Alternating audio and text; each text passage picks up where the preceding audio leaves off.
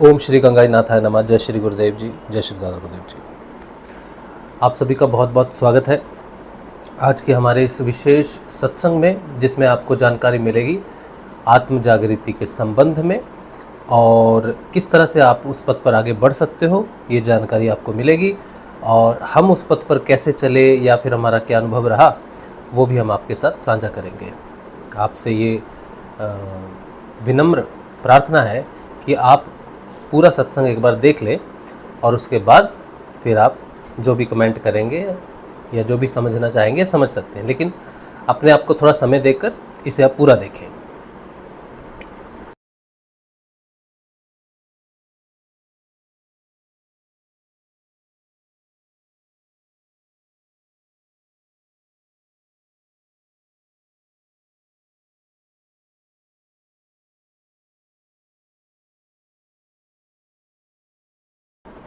चलिए, तो मैंने थोड़ा आवाज़ पंखा वगैरह धीमा कर दिया ताकि आपको सुनने में कोई किसी प्रकार की कोई प्रॉब्लम ना हो। तो बात ये है कि अभी जो समय चल रहा है, जिस तरह का समय चल रहा है, ये कलयुग का समय, जैसा कि हमने जन्म लिया कलयुग के समय में जन्म लिया और हम सब कलयुगी मानव हैं। और अभी जो बदल रहा है, जो सिस्टम बदल रहा है, जो आप देख रहे होंगे इंटरनेट पे बहुत सारी वीडियोस आप देख रहे होंगे, जिसमें आपको युग बदलने के संकेत बहुत सारे लोग बहुत सारी पुस्तकों को पढ़कर दे रहे हैं। अब मेरे पास ऐसी कोई पुस्तक है नहीं कि मैं उस पुस्तक के संकेत पढ़कर आपको बता दूं, या फिर ऐसी कोई भविष्यवक्ता नहीं है मेरे पास जिसका मैं रेफरेंस लूं। मैंने वैसे एक सत्संग किए थे, उसमें जो भविष्यवक्ताओं ने जो कुछ कहा है उसके ऊपर मैं बात की थी, लेकिन आज के इस सत्संग में हम किसी भविष्यवक्ता की या किसी पुस्तक की रेफरेंस से आपको नहीं बता रहे कि कलयुग जो है उसका जो अंत आ गया है वो होने ही वाला है। वो हम बता रहे हैं, हम अपने अनुभव पे बता रहे हैं। तो अगर आप में इतना धैर्य हो कि एक साधारण व्यक्ति की बात आप सुनो तो आगे आप सुन सकते हो, वरना हम कोई विशेष व्यक्ति तो है नहीं, कोई भविष्यवाणी करेंगे या कोई विशेष आपको दिलासा देंगे। ठीक है। अब कलयुग जो है ये अज्ञानता और अंधकार का युग है, और सभी ये कहते हैं कि कलयुग जो है वो नाम जप का विषय है। संतों ने वाणी में कहा है कि कलयुग केवल नाम अधारा, सुमिर सुमिर नर उतर ही पारा। तो कलयुग में आप नाम जप सकते हो, सभी संत नाम जपने की बात करते हैं, लेकिन कलयुग ध्यान का विषय नहीं है। कलयुग का सबसे बड़ा जो चिन्ह है कि ये कलयुग है, इसमें सत्य के लिए कोई जगह नहीं है, और ध्यान जो है वो सत्य की तरफ लेके जाता है। या आप ये कहिए कि जब सत्य जागृत हो जाता है, शब्द रूपी सत्य नहीं, जो सत्य हमको बाहर से सिखाया जाता है, बताया जाता है, जो हमारी शिक्षा में आता है। कोई व्यक्ति कहे कि मैं झूठ तो बोलता ही नहीं, मैं तो हमेशा सत्य ही बोलता हूँ, I am very honest person, मैं बहुत ईमानदार व्यक्ति हूँ, मैंने कभी झूठ नहीं बोला, वो वाला सत्य नहीं। एक सत्य दूसरा है जो सही और गलत से अलग है, ऊपर है, परे है। तो कलयुग में उस सत्य की जागृति अलाउड नहीं है। कलयुग ये अनुमति नहीं देता कि कोई व्यक्ति सत्य के पथ पर चलकर कोई विशेष तरक्की हासिल करे। तो कलयुग अंधकार और अज्ञानता का युग है। अगर एक व्यक्ति कोई ऐसा कार्य करता है जो अज्ञानता भरा है, तो उसको बहुत सारे लोग मिल जाएंगे जो उसको फॉलो करेंगे या उसकी बातों पर चलेंगे। उनको रिजल्ट नहीं भी मिलेगा तब भी वो उस पथ पर चलते रहेंगे। तो ये कलयुग की विशेषता है। ध्यान कलयुग में कभी लग नहीं सकता आपका। अगर किसी व्यक्ति का ध्यान लग भी रहा है तो वो जो ध्यान है वो इंद्रिया जनित होगा। तो कलयुग इंद्रिया जनित ध्यान को अलाउड करता है, अनुमति दे देता है कि आप शिव भगवान का ध्यान करो, तो कलयुग कहेगा हाँ कर लो। आप कोई ऐसी तपस्या कर लो, ऐसा तपश्चर्या कर लो जिससे कि आपकी कोई सिद्धि जागृत हो जाए, आपको कोई शक्ति मिल जाए, तो कलयुग कहेगा अलाउड है, आप कर सकते हो। कोई भी शक्ति जागृत कर सकते हो, किसी चक्र को जागृत कर सकते हो, विशेष व्यक्ति बन सकते हो, कोई दिक्कत नहीं है। कोई भी साधना कर लो, बाहरी साधना कर लो, जीवन में सुख समृद्धि के लिए, लोगों की मदद के लिए अपने अंदर शक्ति पैदा कर लो, तो अलाउ है, हो जाएगा। ध्यान करने से आप किसी लोक में जाना चाहते हो, किसी लोक के दर्शन करना चाहते हो, दिव्य अनुभूतियां चाहते हो, और बहुत लंबा जीवन जीना चाहते हो, स्वस्थ रहना चाहते हो, प्रसिद्धि पाना चाहते हो, तो कलयुग अलाउड करता है, कोई दिक्कत नहीं है। तो ये जितना भी कुछ सिद्धियाँ, प्रसिद्धियाँ, नाम, शोहरत, जो कुछ भी है, जो आपके इसी जीवन में रहेगा, लेकिन जीवन के पार नहीं जाता या आगे नहीं जाता है, दूसरे जन्म में आपको वो चीज़ नहीं मिलती है। तो कलयुग वो सारी चीज़ों को अलाउड कर देता है और लोग उसी में प्रसन्न हो जाते हैं कि हमने 50 लोगों की मदद कर दी, हमने उसको दिखा दिया, उसकी समस्या का समाधान कर दिया, उसके भूत भगा दिए, उसको काला जादू उतार दिया या हॉस्पिटल बना दिया, या हम संत हैं, हमारे 50,000 फॉलोवर हैं, हम उनका गुटखा छुड़ा दिया बोल बोल के, किसी का मटन छुड़ा दिया, किसी का चिकन छुड़ा दिया, किसी ग्रस्त को कह दिया कि तुम ग्रस्त में मत रहो, संन्यास में चले जाओ, भगवान की तरफ चले जाओ। तो ये सारी चीज़ें हो रही हैं। और ऐसे लोगों के जो एक जगह से दूसरी जगह आपको शिफ्ट करते हैं, ज़बरदस्ती आपकी जीवन में परिवर्तित करें, ऐसे लोगों को आप देखोगे, ऐसे गुरु हैं भी। तो कलयुग इन चीज़ों को अलाउ करता है कि ज़बरदस्ती आप कुछ भी करवा लो, ज़बरदस्ती भगवान का नाम जपवा लो, ज़बरदस्ती सात्विक बनवा दो किसी को, कोई दिक्कत नहीं है कलयुग को, क्योंकि कलयुग जानता है कि वो सच्ची सात्विकता नहीं है, वो दबाई हुई है और जोर से दी गई है, प्रभाव से है, लेकिन अपना नहीं है। अब किसी रबड़ बैंड को खींचो आप, तो मालूम है कि रबड़ बैंड खींचा हुआ है इसलिए लंबा है, अब उसको छोड़ दो, वापिस अपनी स्थिति में आ जाएगा। तो कलयुग सब कुछ अलाउ कर देता है, अध्यात्म में सब कुछ, धार्मिकता में सब कुछ अलाउ कर देता है, लेकिन कुछ नहीं अलाउ करता, तो ध्यान नहीं अलाउ करता, और वो ध्यान सुषुम्ना नाड़ी का होना चाहिए। तो सुषुम्ना नाड़ी का रास्ता रोक के रखता है। सुषुम्ना नाड़ी का मतलब है प्रकाश हो गया आपके पूरे शरीर में, सुषुम्ना से ही प्रकाश हो सकता है, क्योंकि सुषुम्ना नाड़ी ही है जो ब्रह्मरंध्र से जुड़ के, आज्ञा चक्र से होती हुई, ये रीढ़ की हड्डी से नीचे उतर के सारे शरीर से जुड़ी हुई है, सारे एक एक आपके रेशे से जुड़ी हुई है, एक एक सेल से जुड़ी हुई है। अगर सुषुम्ना नाड़ी खुल जाए हृदय में, तो ये जो दिव्यता है सुषुम्ना नाड़ी के माध्यम से पूरे शरीर में प्रकाश हो जाएगा। तो कलयुग अंधकार का युग है, प्रकाश का युग नहीं है, तो प्रकाश नहीं होने देगा बस। और अगर किसी बहुत कोई महान संत हुआ, कोई बहुत तपस्वी हुआ, सब त्याग के हठ योग से बहुत तपस्या करके हिमालय में बैठा हुआ, वो एक हो गया जो आके संसार में अपना कोई प्रभाव नहीं देगा, तो भी कलयुग को कोई दिक्कत नहीं है कि तू हो गया, तू निकल गया, एक चल ठीक है, तपस्या की, हो गया, निकल जा। लेकिन संसार में आके बात नहीं कर सकता प्रकाश की, आत्म जागृति नहीं दे सकता दूसरे को, वो नहीं होने दूंगा। अगर किया तो या तुझे खत्म कर दूंगा या शिष्य को खत्म कर दूंगा, तो कलयुग होने नहीं देगा, सुषुम्ना में प्रकाश नहीं होने देगा। और अगर अब ये कलयुग का प्रभाव है, ठीक है। अब कोई साधारण व्यक्ति है, जैसे मैंने कहा ना, मैं कोई भविष्यवक्ता भी नहीं हूँ, मैं कोई विशेष कोई गुरु भी नहीं हूँ, मैं तो एक साधारण सा शिष्य हूँ गुरु जी का।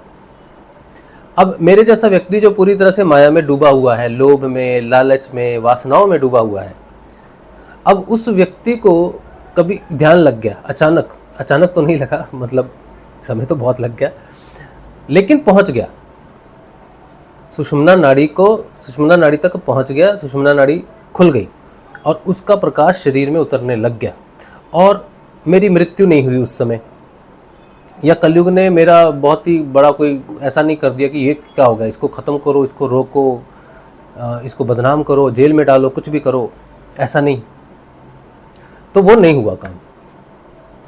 तो अगर किसी साधारण व्यक्ति की सुषुम्ना में प्रकाश हो जाए, तो इसका मतलब ये समझ लेना चाहिए कि अब वो आ गया है जो कलयुग का अंत करेगा। क्योंकि मेरे प्रकाश, अगर मेरे शरीर के अंदर प्रकाश हुआ, तो इसमें मेरी तो कोई बात महानता नहीं है। हमने किसी चीज़ को प्रणाम किया और उसको कहा कि आप हम में बदलाव करो, और उसने हम में वो बदलाव कर दिया, तो इसका मतलब है कि मैं जिससे जुड़ा हूँ वो कलयुग से मेरी रक्षा भी कर सकता है, मुझ में प्रकाश भी कर सकता है, और वो उस प्रकाश को एक साधारण व्यक्ति को चेतन करके ये संदेश भी दे सकता है कि कलयुग ना तो तुम्हारा कुछ उखाड़ सकता है, ना ही मेरा कुछ उखाड़ सकता है, क्योंकि अब मैं आ गया हूं। कलयुग का अंत उस प्रकाश के आने से हो जाएगा, क्योंकि अंधकार का अंत तो प्रकाश से ही होता है ना। तो एक बहुत बड़ा अंधकार हो, उसमें छोटी सी चिंगारी जला दो तो अंधकार खत्म। तो अंधकार के इस युग में प्रकाश का अवतरण होना जरूरी है, और प्रकाश का अवतरण केवल सुषुम्ना नाड़ी से हो सकता है, बाकी किसी नाड़ी से नहीं हो सकता। बाकी सारी की सारी नाड़ियां जो है वो चक्रों से संबंधित है, चक्रों में अपना प्रकाश होता है, मूलाधार में अपना एक प्रकाश है, स्वादिष्ठान में अपना है, मणिपुर में अपना है, अनाहत में है, इसमें सब में है, लेकिन वो प्रकाश प्रभावित प्रकाश है। जैसे रंगों से सूर्य की रोशनी आती है सीधी साफ, है ना, अगर उसको लाल रंग पे डाल दो तो लाल होगी, पीले पे डाल दो तो पीली होगी, बैंगनी पे डाल दो तो बैंगनी होगी। तो ये सारे चक्र क्या है, प्रभावित है, माया से, गुणों से प्रभावित है। तो गुणात्मक है सारे के सारे चक्र। कोई कहे मुझे सारे चक्र जागृत करने हैं, चक्रों की सफाई करनी है, जीवन में सफलता पानी है, तो वो गुणात्मक है, उससे आत्मलाभ नहीं होता। चक्रों का आत्म जागृति के साथ कोई संबंध नहीं है। चक्र जागृत करने से आत्मा जागृति नहीं होती।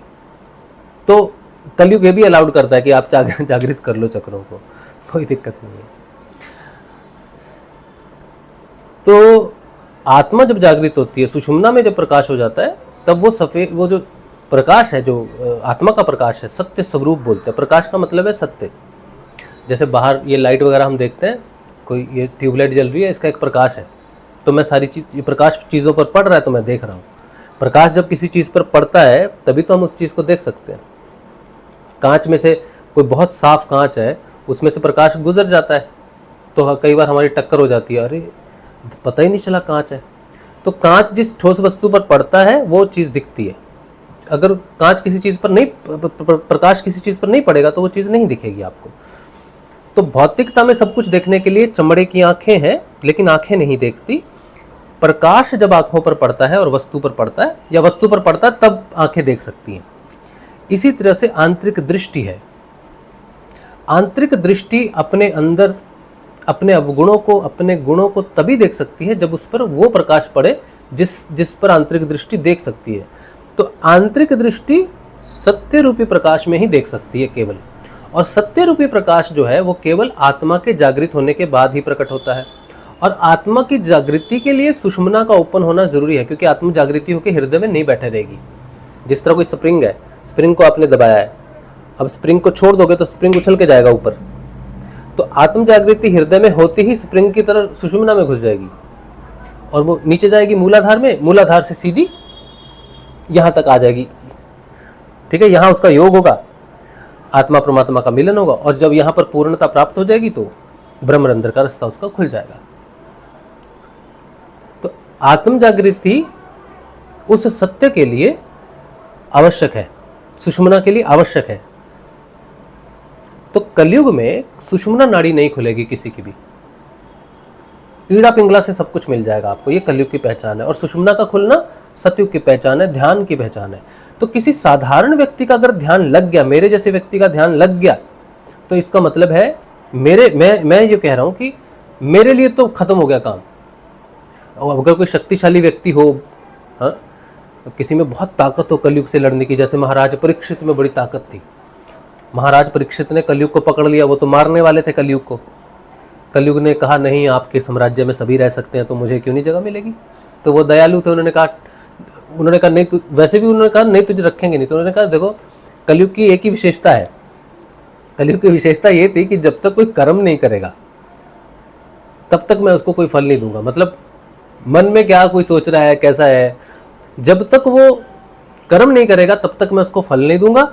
और भगवान के नाम जब कोई करेगा, मेरे युग में कलयुग के रहते हुए कोई नाम जब करेगा ना, तो वो निकल जाएगा, वो कर सकता है। वो नाम जपने से जो सतयुग में, त्रेता में, द्वापर में जो हजारों वर्षों में नहीं होता है, कलयुग में वो बहुत क्षणिक समय में हो जाएगा। अगर कोई नाम श्रद्धा से जपेगा इसे, तो भगवान की उसको अनुग्रह प्राप्त होगा।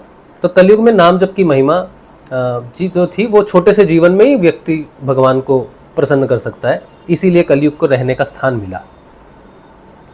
तो हम तो कोई महाराज परीक्षित जैसे कोई शक्तिवान तो है नहीं, दिव्य दृष्टि वाले की कलयुग को देखा, हम उससे लड़े, पराजित हो गए। नहीं, कलयुग चाहे तो एक सेकंड में मुंडी मरोड़ दे, उसको समय थोड़ी लगेगा, वो तो समय है ना।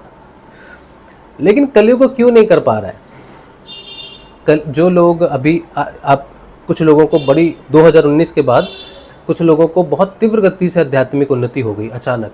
सब किसी को नाद सुनाई दे रहा है, सबकी आध्यात्मिक उन्नति भगवान की तरफ, नाम जप की तरफ। आप देखते हो इंटरनेट ने कितनी सहायता की लोगों को जोड़ने के लिए कि जुड़ो, भगवान का नाम जप, भगवान का नाम जप, तो सभी को एक दिशा मिल गई।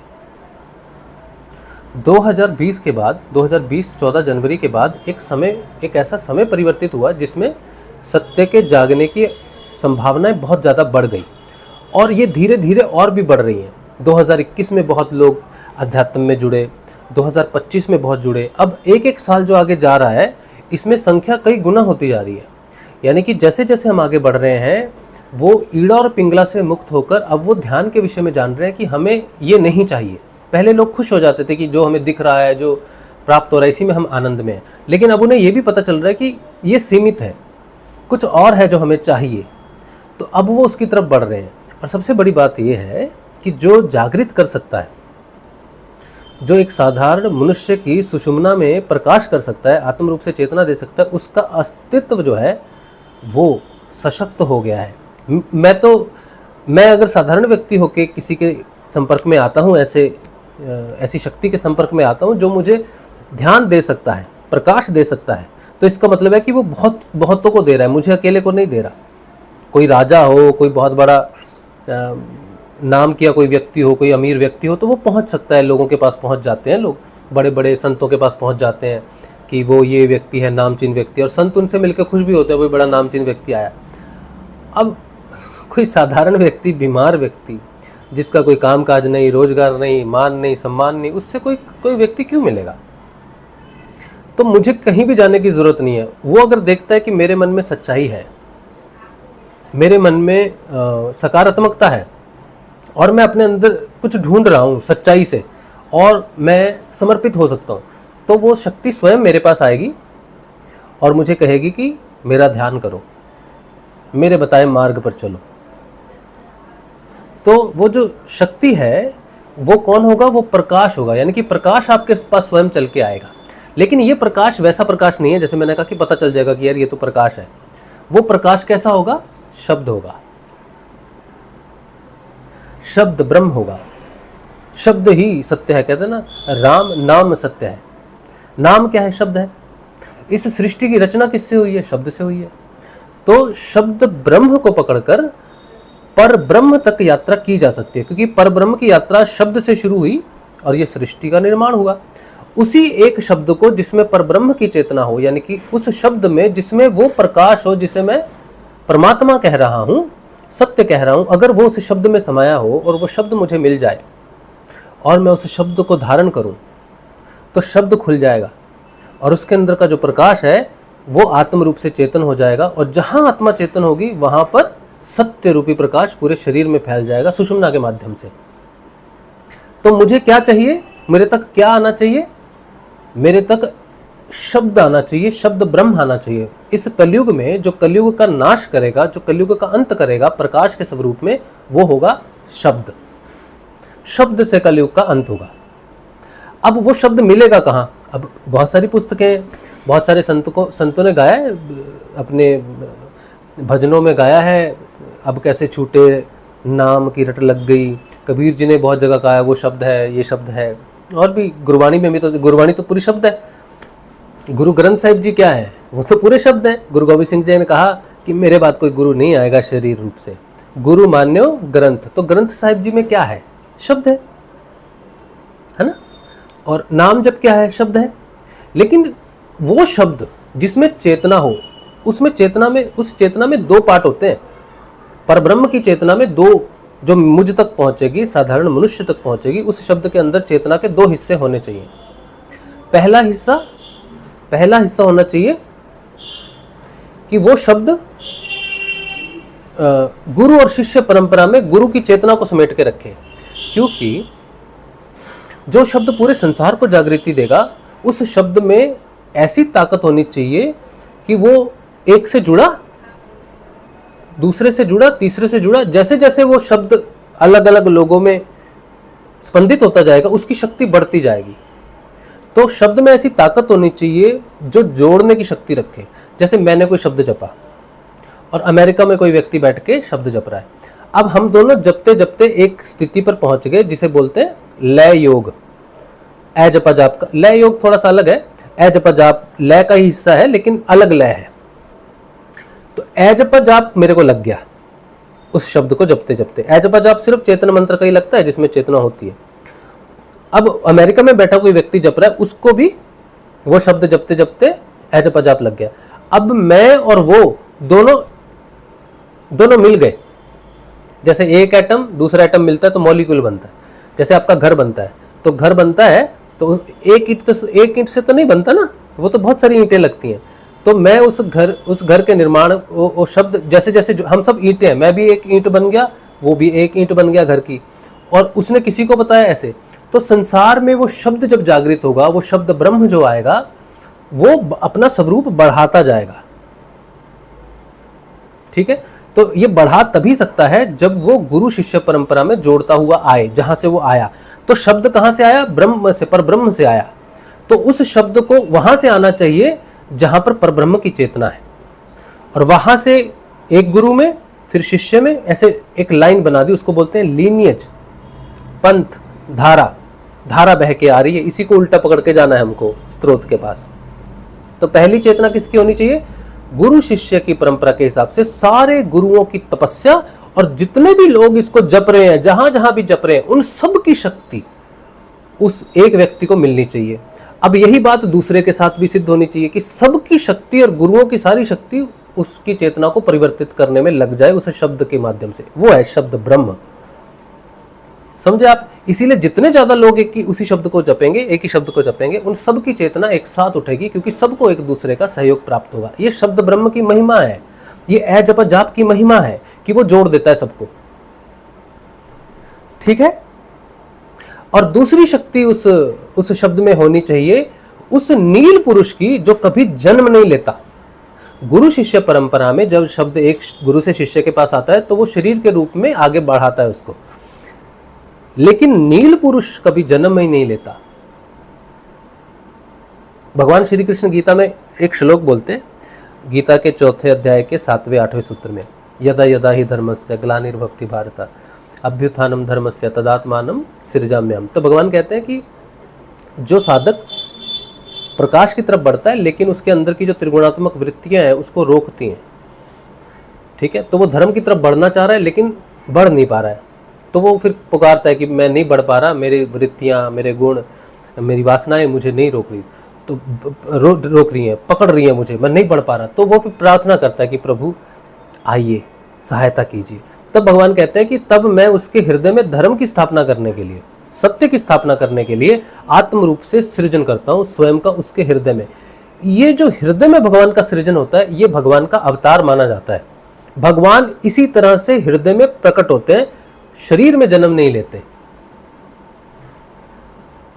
और प्रकट होके क्या करते हैं? परित्राणाय साधुनाम विनाशाय च दुष्कृताम। तो उसकी जो बुरी वृत्तियां हैं उसका नाश करते हैं और सदो वृत्तियों को ऊपर उठाते हैं, ताकि वो साधन पथ पर आगे जा सके, प्रकाश में आगे जा सके।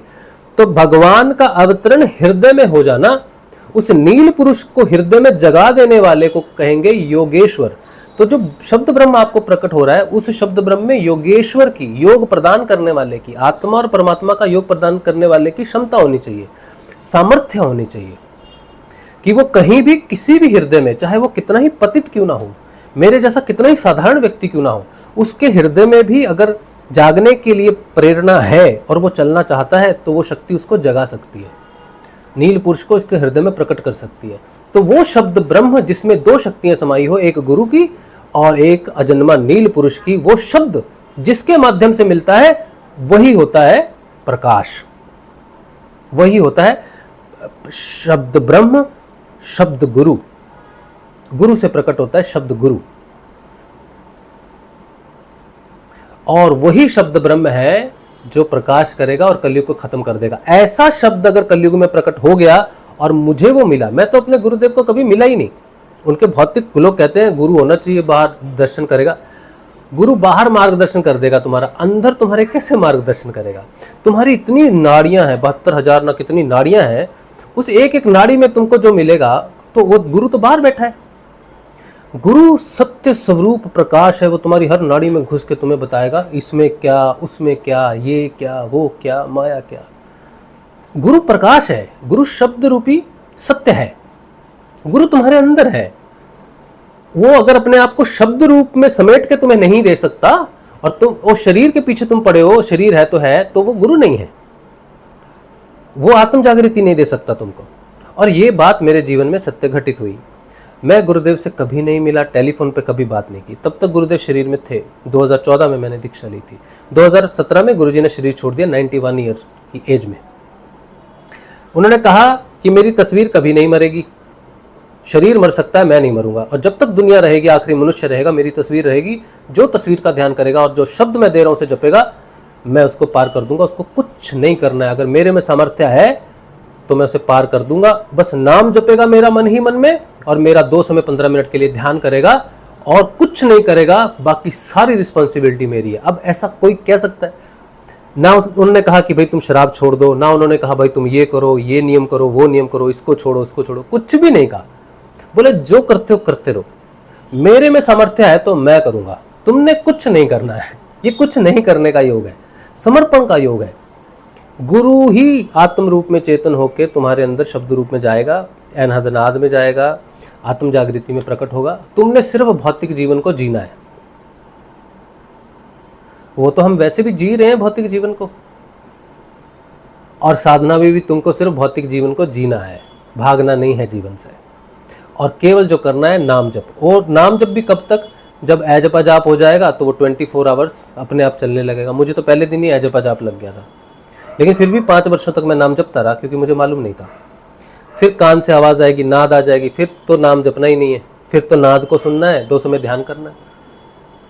आज की मेरी स्थिति ये है कि मुझे ना तो नाम जपने का समय है, ना नाद सुनने का समय है, ना ध्यान में बैठने का समय है। मेरा सारा समय लोगों के प्रश्नों का उत्तर देने में जाता है, साधना के प्रचार में जाता है, लिखने में जाता है। मैं लिखता ही रहता हूँ, लिखता ही रहता हूँ। अभी भी लिख रहा हूँ, बहुत कुछ लिख रहा हूँ। अभी आपके सामने नहीं आया जो लिख रहा हूँ, आएगा कुछ दिनों में। तो लिखता हूँ, प्रश्नों के जवाब देता हूँ, फ़ोन पर बात करता रहता हूँ, लोगों को बताता हूँ कि आत्म जागृति संभव है। आप सच्चे हो तो आपका हो जाएगा काम। आपको कहीं जाना नहीं, कहीं आना नहीं, आप घर में बैठे हो, एक शब्द को जपना है, उस शब्द से आपके अंदर प्रकाश हो रहा है। लोगों को यकीन ही नहीं हो रहा कि ये कैसे हो सकता है कलयुग में। अब मैं अपनी एग्जांपल देता हूँ कि मेरा तो ध्यान लगा 2019 में, गुरुजी तो नहीं थे शरीर में। अगर गुरुजी का देहांत हो जाता 2017 में 5 जून को, शरीर के साथ ही उनकी चेतना की मृत्यु हो जाती, तो मेरा ध्यान 2019 में क्यों लगता? आज मैं यहाँ बैठ के उनकी बात कर रहा हूँ तो मेरे अंदर बोलने वाला कौन है?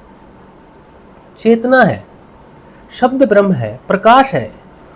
जो अपना प्रचार प्रसार करता है वो प्रकाश स्वयं करता है। अब सूर्य उदय हो गया, अब क्या भारत में कोई अलार्म तो है नहीं, घंटा तो है नहीं लोगों को बताने के लिए अरे भाई सूरज जग गया, सूरज उठ जाओ सारे, नहीं। सूर्य जब स्वयं प्रकट होता है तो पता चल जाता है उसके प्रकाश से कि वो आ गया। इसी तरह से गुरु स्वयं अपना प्रचार करता है प्रकाश के स्वरूप में, चेतना के स्वरूप में।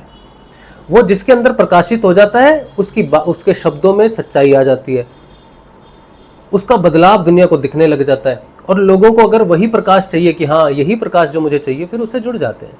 इसमें कोई व्यक्ति कुछ नहीं करता, प्रकाश अपना काम स्वयं करता है, सत्य अपना काम स्वयं करता है। तो अगर साधारण मनुष्य में आत्म जागृति आ रही है, केवल एक शब्द से आ रही है, गुरु के ध्यान से आ रही है, गुरु ही स्वयं प्रकाश माना जाता है। गुरु को तो प्रकाश ही कहते हैं ना, अंधकार में प्रकाश करने वाला। तो वो शब्द जहां से आएगा, शब्द ब्रह्म जहां से आएगा, वो गुरु के मुख से आएगा और वो अमर होगा। और जो उस शब्द को धारण करेगा वो अमर हो जाएगा, और जिसकी मृत्यु नहीं होती वो अमर है। तो कलयुग में कोई अमर हो जाए, ये तो सतयुग वाली बात होगी। सत्य नहीं कभी मरता, सत्य ही अमर है।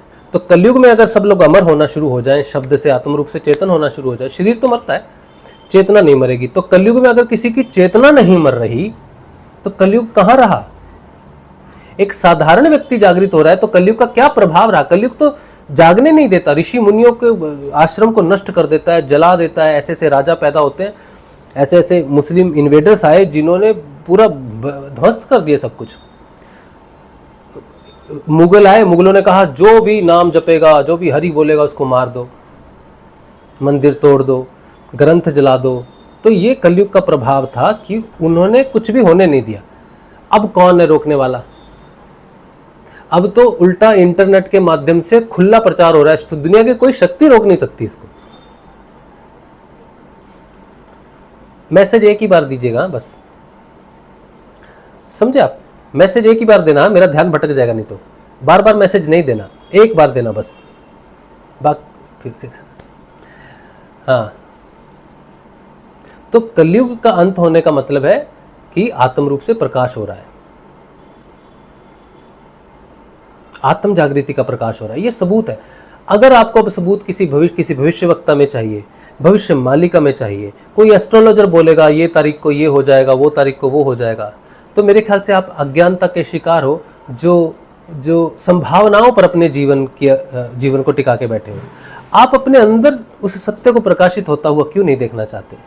आप स्वयं क्यों नहीं जानना चाहते कि प्रकाश ही अंधकार को नष्ट कर सकता है? सच्चे सतयुग की पहचान क्यों नहीं है लोगों को? वैसे तो ये भी कलयुग का प्रभाव है, लेकिन हम जानते हैं ना कि हमें किस चीज़ से मुक्ति चाहिए। हमें बीमारियों से मुक्ति चाहिए, हमें अपनी मानसिक समस्याओं से मुक्ति चाहिए,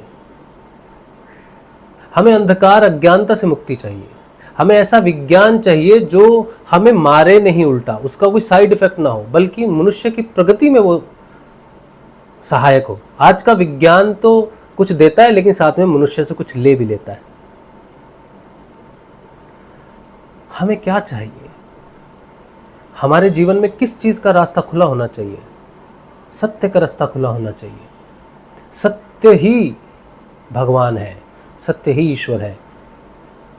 केवल सत्य ही कलयुग का अंत कर सकता है, और वो तुम्हारे अंदर प्रकट होकर कर सकता है, क्योंकि अंदर प्रकाश नहीं हुआ तो बाहर के प्रकाश से कुछ होगा नहीं, क्योंकि सूर्य तो रोज ही उदय होता है, प्रकाश तो रोज ही होता है सुबह। अगर अंदर प्रकाश हो जाए, अंदर आत्मरूपी सूर्य उदय हो जाए और प्रकाश हो जाए, तो फिर बाहर की रात और दिन से, समय और काल से आप मुक्त हो जाओगे, समय के प्रभाव से मुक्त हो जाओगे। कलयुग से मुक्ति का एकमात्र मार्ग है आत्म जागृति, और वो संभव है, वो संभव है। शब्द ब्रह्म आ गया है, शब्द ब्रह्म प्रकट हो चुका है। उसी नाम को मैंने जपा और उसी नाम का मैं प्रचार कर रहा हूँ। उसे हमारे गुरुदेव ने संजीवनी मंत्र दिया है, और ये संजीवनी मंत्र की घोषणा 1908 में, आज से 16 साल पहले ऋषि अरविंदो ने की थी। श्री अरविंदो ने कहा कि 2 मंत्र भारत के विकास में सहायक होंगे। पहला वंदे मातरम, जो लोगों में माँ, भारत को एक माँ की जगह देगा, लोग माँ, धरती को माँ मानेंगे, और मातृभाव जगने से उनके अंदर जो संघर्ष की जो ज्वाला पैदा होगी, वो अंग्रेजों की नींव हिला देगी। और वही हुआ, वंदे मातरम ने वो काम किया, वंदे मातरम, तो वो माँ के प्रति जगे। और दूसरा मंत्र वो होगा जो मनुष्य को अंदर से जगाएगा, स्वयं के प्रति जगाएगा, और वो संजीवनी मंत्र होगा, लेकिन नॉट येट रिवील्ड, वो अभी तक प्रकट नहीं हुआ, लेकिन होगा। 1995-96 में वो व्यक्ति प्रकट हो जाएगा, अपनी साधना करते हुए, अपना विकास करते हुए, जो इस शब्द को देगा, और जो उस शब्द को जपेगा, उससे वो स्वतंत्र हो जाएगा शरीर की सीमाओं से। टेरिटोरियल इमोर्टैलिटी, शरीर की मृत्यु नहीं होगी, शरीर का विकास हो जाएगा, नया विकास प्रकट होगा शरीर का। अभी तक जो मनुष्य का विकास है शरीर में, वो रोगों से ग्रसित हो जाता है, मन उसका शुभ वो हो जाता है, मन रोगी हो जाता है, 80% बीमारियां मन से हो जाती है उसको। लेकिन वो शब्द आएगा, उसका दिव्य रूपांतरण कर देगा, उसके मन की जगह रिप्लेस कर देगा, मन की जगह नया मन आ जाएगा, उसका नाम होगा अति मन। वो कभी बीमार नहीं होगा, और वो मन ही संचालित करेगा आगे शरीर को, प्राण को। वो जो प्रकाश देगा, उससे प्राण परिवर्तित हो जाएगा, शरीर परिवर्तित, दिव्य शरीर मनुष्य धारण करेगा। वो शब्द का बदलाव होगा, और आयरन एज इज एंडेड, ये उन्होंने बोला था पिछली सदी में। तो कलयुग खत्म हुआ, लेकिन जब 2 युग बीतते हैं तो ऐसा थोड़ी आज कलयुग खत्म हुआ 12 बजे और 12:01 पे सतयुग शुरू हो गया, नहीं, एक संधि काल होता है। तो पिछले 100 साल से संधि काल में जी रहे हम। नॉर्मली संधि काल देखा जाता है ना, कि अगर 100 वर्ष की कोई चीज है तो संधि काल उसका कुछ अंश होगा, 1% हो सकता है, 0.01% हो सकता है, कोई अंश होगा उसका।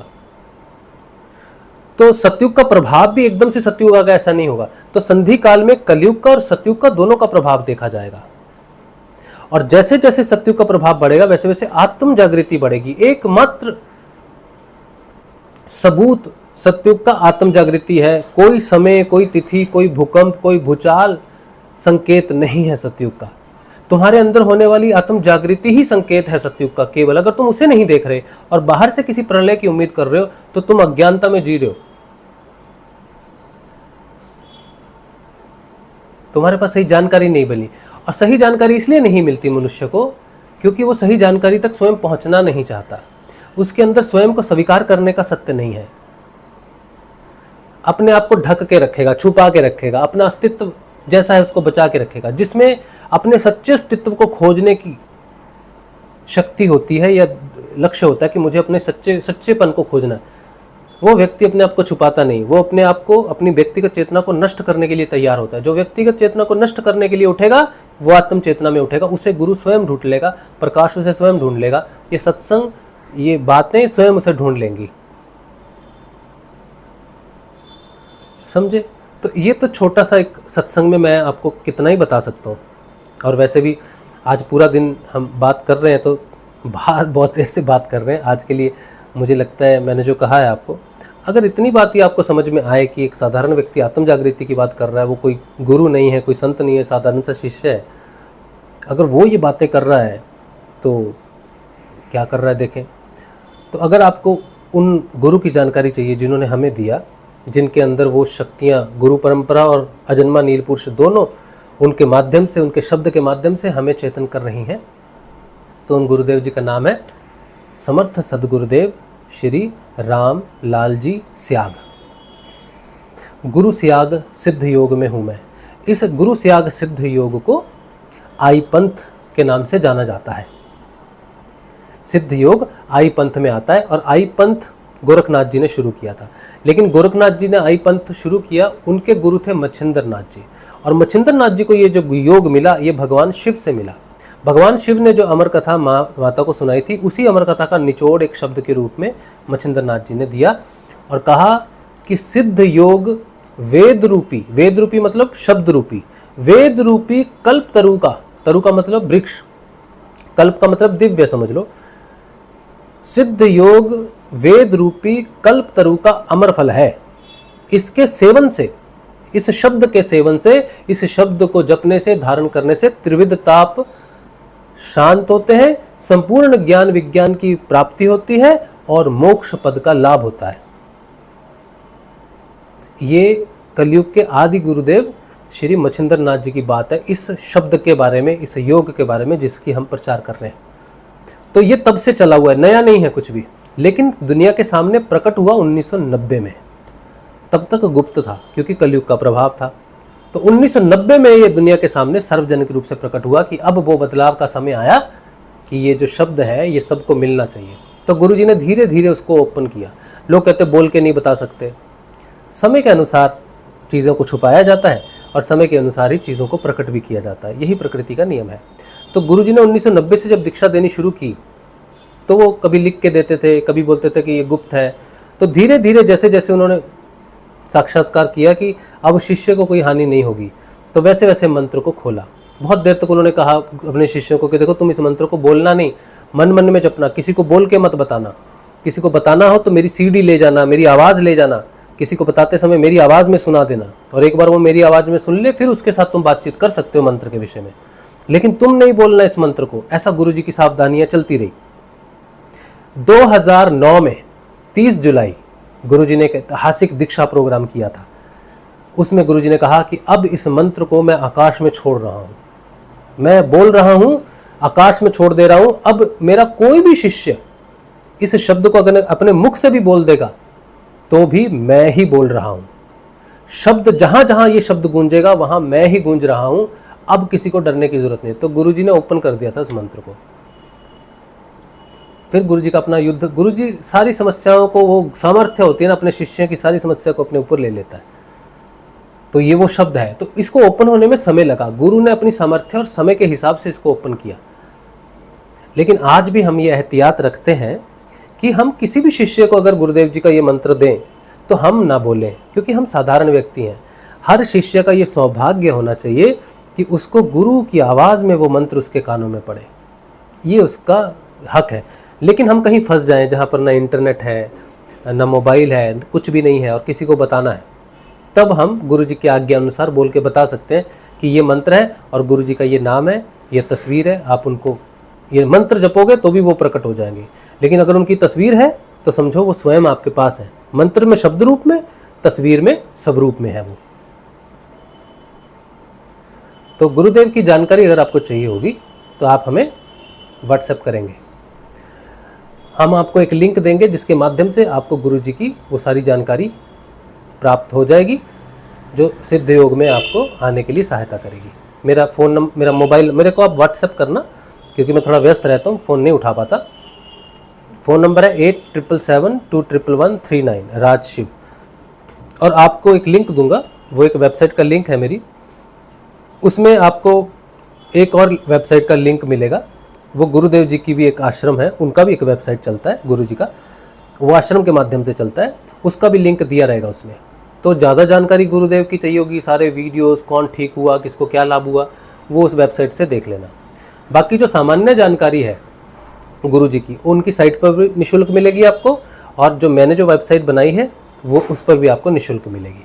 मैंने अपना वेबसाइट इसलिए बनाया है क्योंकि मैं एक शिष्य के रूप में अपनी चेतना का प्रचार प्रसार करना चाहता हूँ कि एक शिष्य भी चेतन हो सकता है, एक शिष्य की चेतना का भी प्रचार प्रसार हो सकता है। और शिष्य की चेतना से कोई जुड़ता है तो उसको गुरु की जानकारी ही मिलेगी।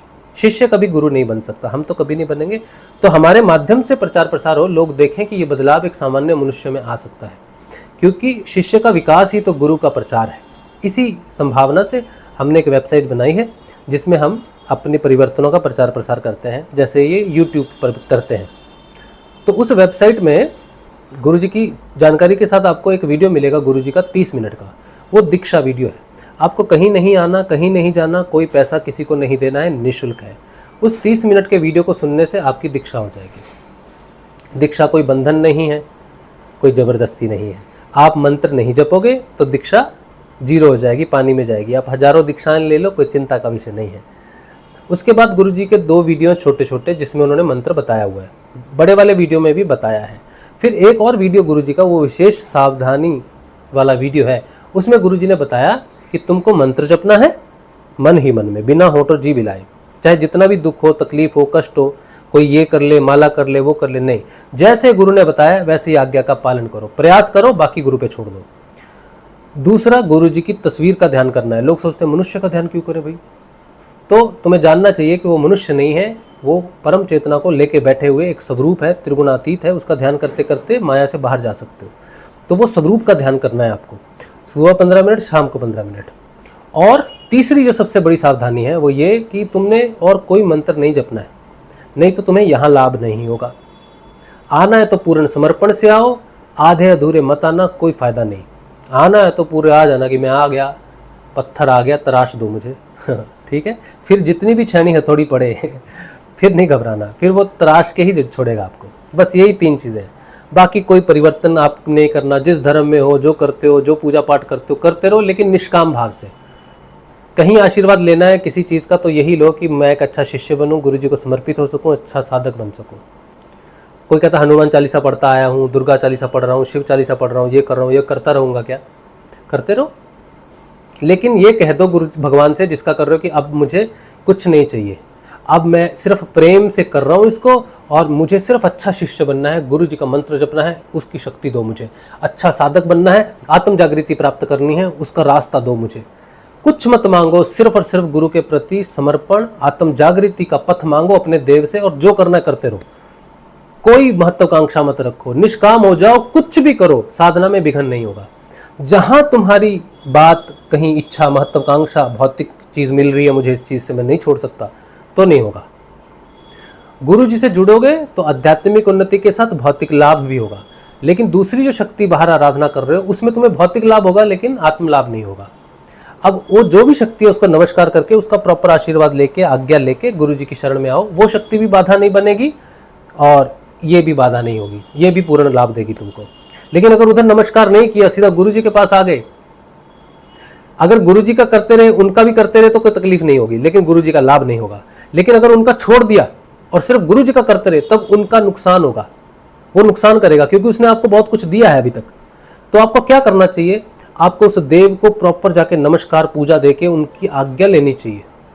कोई अंगूठी पहनी है, कुछ पहना है, प्रॉपर उसको, उस देव को आवाहन करके, उनको नमस्कार करके, फूल अर्पित करके कि मैं समर्पित होने जा रहा हूँ गुरु को। आपकी आज्ञा के बिना ये काम नहीं हो सकता। प्रॉपर उनका आशीर्वाद लेके आओगे तो उधर कोई बाधा नहीं होगी।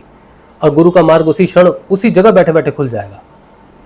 ये बात मेरे जीवन का अनुभव है, जो मैंने पिछले सत्संग में बताई थी। अभी पीछे सत्संग हुआ था पूर्ण समर्पण वाला, वो जरूर देख लेना। इससे पहले परसों हुआ था, उसमें मैंने ये बात बताई है, आप जरूर सुनना उसको, ठीक है। अच्छा, और जो लिंक दूंगा उसमें फिर 4 वीडियोस है। एक है मंत्र से संबंधित कि मंत्र आत्म जागृति कैसे करता है, बीज मंत्र क्या है, फिर मनुष्य का ध्यान क्यों करना चाहिए, जो डाउट होता है कि मनुष्य का ध्यान क्यों करें, फिर ये जो ध्यान है ये आपके ध्यान से अलग कैसे है, ईड़ा पिंगला और सुषुम्ना के ध्यान में क्या अंतर है, आत्म जागृति का क्या अंतर है, और फिर एक है कि सिद्ध योग क्या है, उसकी एक जानकारी है, जो पंथ मैंने बताया। तो ये 4 वीडियोस है मेरे, जो आपको साधना की मूल जानकारी देंगे, जो आपको गुरु जी की वेबसाइट पे नहीं मिलेगा। ये आपको satyavan.org पे मिलेगा, जो मेरी वेबसाइट है, ठीक है। और गुरु जी की पूर्ण जानकारी के लिए उनकी वेबसाइट, वहाँ पे लिंक दिया है thecomforter.org, उस पर क्लिक करोगे तो गुरु जी की वेबसाइट पे जाओगे, वहाँ पर सब कुछ निःशुल्क है वहाँ पर भी, ठीक है। तो वो लिंक मैं आपको, आप जब मुझे व्हाट्सएप करेंगे मैं आपको भेज दूंगा। उस जानकारी के साथ फिर एक हमारा ग्रुप है व्हाट्सएप का, जिसमें हम प्रश्न उत्तर लेते हैं साधकों के बहुत प्रश्न रहते हैं, तो वो अपने प्रश्न वहाँ पूछ सकता है और हम उसके उत्तर दे देंगे अपनी समर्थ्य अनुसार, गुरु जी की वाणी के अनुसार, ताकि बाकियों को भी उस प्रश्न से लाभ हो, उत्तर से लाभ हो, और आपको भी। तो वो ग्रुप भी आप ज्वाइन कर सकते हो, ताकि साधन पथ पर आपके प्रश्नों का जवाब आपको मिलता रहे। बाकी जो होना है आपके अंदर होना, अगर आपके अंदर सत्य है तो बाहर का सुना हुआ शब्द अंदर प्रश्न उत्तर प्रकट कर देगा, लेकिन अंदर सत्य नहीं है, बाहर से कोई कितना भी बकबक करता रहेगा, वो अंदर प्रकाश नहीं होगा, तो वो अंदर मिलेगा नहीं। तो अंदर का सत्य होना चाहिए, अंदर का समर्पण होना चाहिए, तो सब कुछ अंदर ही मिलेगा, बस बाहर से प्रेरणा सूत्र मिलते हैं, ठीक है। चलो, तो भैया ये है ना। चलिए, अब दूसरी बात ये कि देखो, सिद्ध योग का तो कोई पैसा नहीं लगता, निःशुल्क है सब कुछ, कहीं कुछ लेना देना ना जाने, लेकिन इस सत्संग को चलाने के लिए कुछ गुरु भाई सहयोग करते हैं, तो ये सत्संग चलता है, आप तक पहुंचता है। तो सत्संग में अगर कोई सहयोग करना चाहे, आर्थिक रूप से हमें आगे बढ़ाना चाहे कि ऐसा प्रोग्राम चलना चाहिए, लोगों तक पहुंचना चाहिए और हम इस पर काम करते रहेंगे, तो आप आर्थिक रूप से हमें सहयोग दे सकते हैं। वो सत्संग के लिए है। सत्संग में सहयोग बिल्कुल वैसे ही है जैसे अपने मेहनत के पानी को जल में छोड़ देना। इसके लिए तो कोई आशीर्वाद भी नहीं दे सकते और कोई कुछ दे नहीं सकते, कुछ भी नहीं है, सिर्फ ये प्रचार हो रहा है तो प्रचार में ही चला जाएगा, बाकी सत्य जो आपके अंदर होगा वही आपको मार्गदर्शन करेगा, ठीक है। तो अगर आप इसमें सहयोग करेंगे तो बिना किसी अपेक्षा के करना, तो ठीक है, ठीक है। तो राजू शर्मा के नाम से मेरा आता है, राजशिव मेरे को लोग जानते हैं मेरे पिताजी के नाम के साथ, लेकिन मेरा नाम राजू शर्मा है। तो मेरा नंबर है 8777211139, इस पर आप सहयोग करना चाहें तो बहुत बहुत धन्यवाद होगा आपका सत्संग सहयोग के लिए। चलिए, अब आपके कोई प्रश्न उत्तर हुए तो हम ले लेते हैं, वरना फिर आज का सत्संग यहीं रख देंगे। आप सभी को जय श्री गुरुदेव। प्रश्न उत्तर शुरू होते हैं। स्वगातिका, आप नाम जपो। अलाहाबादी ब्लॉगर हैं विकास, 20 मिलियन व्यूज़ इनका आईडी है। अगर आपके निगाह में है तो क्या ऊपर कोई रियल गुरुदेव बताए प्लीज़। हाँ जी, मैंने अभी बता दिया जानकारी, आप मुझे व्हाट्सएप भेजेंगे, हम आपको अपने गुरुजी की जानकारी देंगे। जिन्होंने मुझे दिया वो आपको भी दे सकते हैं, हम उनकी जानकारी आपको दे देंगे। क्योंकि गुरुदेव स्याग सिद्धि योग से पिछले 4 साल से जुड़ा है, दर्द नहीं जा रहा, कभी योगिक क्रिया नहीं हुई आज तक। आप 4 साल में छोड़ दिया, मैंने 2 साल में छोड़ दिया था। गुरु स्याग सिद्धि योग को 2 साल करने के बाद मेरी हालत ख़राब हो गई, मेरा सर दर्द नहीं रुक रहा, मेरी सांसें ऊपर चढ़ रही थी, सांस लेने में दिक्कत होने लग गई, अंदर से बनियान पहनने मैंने छोड़ दी, सिर दर्द तो बंद ही नहीं होता था, नाम जपता था सिर दर्द होता, सहन नहीं हुआ मुझसे। हमने गुरुजी को नमस्कार किया, हमें नहीं करना सिद्धि योग। अच्छा, फिर किसी तरह वापस आ गए, पता नहीं ऐ जपा जाप वो मंत्र वापस लेके आ गया। 3 साल बाद फिर वापस आ गए, 3.5 साल बाद फिर से लग गए नाम जपना, ध्यान करना, उल्टा सारे प्रभाव उल्टे, कोई फ़ायदा नहीं, आर्थिक रूप से तहस नहस हो गए। और एक दिन हमको गुस्सा आया, हमने गुरुदेव की 4 साल, आप तो 4 साल हो गए ना, तो 4 साल हो गए होंगे मुझे, मैंने गुरुजी की तस्वीर ली, उसके टुकड़े टुकड़े कर दिए, रोता रहा, गुरुजी की तस्वीर के टुकड़े टुकड़े करके रोता रहा कि ये गुरु है, इतने साल से लगे हुए हैं, नाम जप कर रहे हैं, ध्यान कर रहे हैं, एक गुरु है, एक समस्या का समाधान नहीं, एक बीमारी का इलाज नहीं। कहते हैं आत्म जागृति होगी, सारे रोग दूर होंगे, हमारा तो एक रोग क्या है, हमारा फोड़ा ठीक नहीं हुआ कोई, एक गुरु नहीं हो सकते। तो फाड़ के तस्वीर को रोते रहे। उन्होंने कोई चमत्कार नहीं किया, कभी अपनी शक्ति का प्रदर्शन नहीं किया, क्योंकि उनका मूल उद्देश्य था मुझे उस पॉइंट पर लेके जाना जहां पर मैं समझ सकूं कि गुरु किस लिए है, गुरु कब कार्य करता है। तो 5 साल लग गए मुझे बर्बाद करने में, या 5 साल लग गए मुझे बर्बाद होने में, पूरी तरह से निस्ते नाबूद होने में। तो जब मैं पूरी तरह से खाक हो गया, तब मैंने गुरु जी को समर्पण किया। शनिदेव के मंदिर में जाके कहा आपकी पूजा नहीं कर सकता, आज्ञा दीजिए। सूर्यदेव को नमस्कार किया, व्रत नहीं कर सकता, नमस्कार कीजिए। शिव भगवान को नमस्कार किया कि महामृत्युंजय मंत्र नहीं कर सकता, नमस्कार कीजिए। हनुमान जी को नमस्कार कर दिया, सारी शिव चालीसा को जो भी करता था सबको नमस्कार कर दिया। मैंने कहा अब मेरे प्राण गुरु के हवाले, उसने बचाए तो बचा, नहीं तो कभी किसी के पास नहीं जाऊंगा। जब मेरा पूर्ण समर्पण हुआ 5 साल बाद गुरुदेव को, जिस दिन हुआ, जिस क्षण हुआ, उस मंदिर में था मैं शनिदेव के, वहीं पर ही जागृति हुई मेरी, वहीं पर ही मेरा योग शुरू हुआ। 5 वर्ष लगे, कोई जादू नहीं है, चमत्कार नहीं है। तुम पात्र होगे तो तुम्हें मिलेगा, तुम्हारे अंदर सत्य होगा तो गुरुदेव तुम्हें आत्म जागृति देंगे देंगे, वो सामर्थ्य है, हम ही कुपात्र हैं। फिर चाहे 4 साल लगे या 4000 करोड़ साल लगे, तुम्हारी पात्रता पर ही गुरु की कृपा निर्भर करती है, गुरु का अनुग्रह निर्भर करता है, तुम्हारी समर्पण पर निर्भर करता है। तुम करोड़ों बार जपो, लाखों बार जपो, नहीं होगा। चाहे वो शब्द मंत्र, चेतन मंत्र है, नहीं कर सकता। केवल गुरु के प्रति समर्पित होंगे, पूर्ण 99.9 भी नहीं, तभी शब्द ब्रह्म तुम्हें चेतन करेगा, नहीं तो नहीं कर सकता। शब्द ब्रह्म भी हाथ जोड़ देगा, माफ कर दो भाई। इसीलिए गुरु के प्रति पूर्ण समर्पण होना पहली कंडीशन है, नहीं तो बैठे रहो।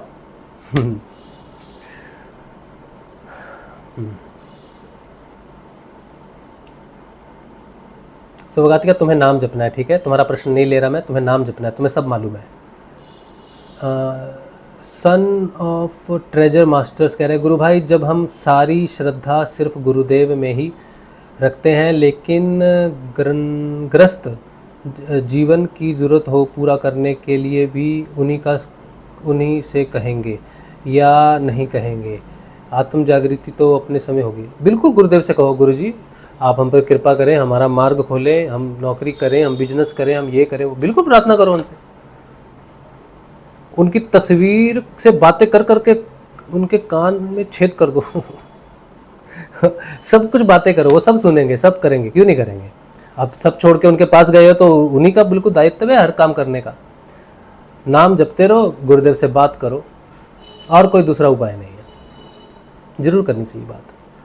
एक रिक्वेस्ट है, ग्रुप को केवल 1 ही घंटे के लिए प्रतिदिन ओपन करें, उसी में सब अपने प्रश्न रखें और अपनी समय सुविधा अनुसार उत्तर दे दें।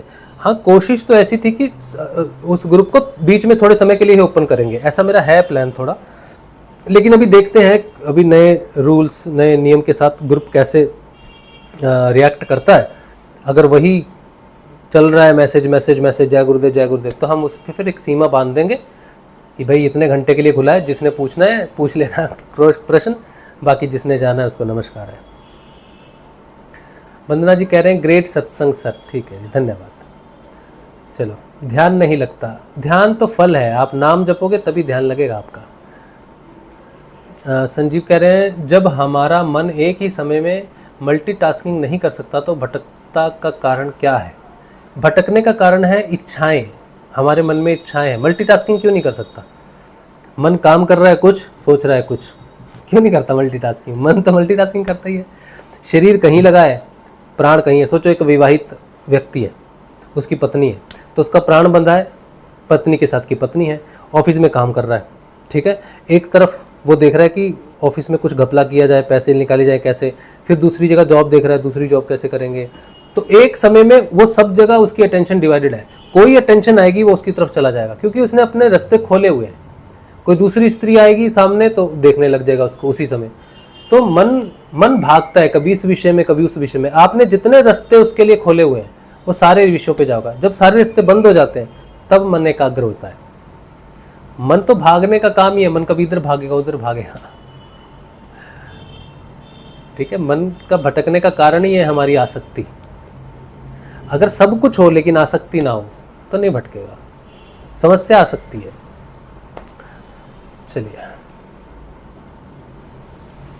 चलिए आज का सत्संग भगवान श्री गुरुदेव के श्री चरणों में रख देते हैं। कल मिलेंगे हम लोग कल के ध्यान में और कल के सत्संग में। जय श्री गुरुदेव, जय श्री दादा गुरुदेव जी।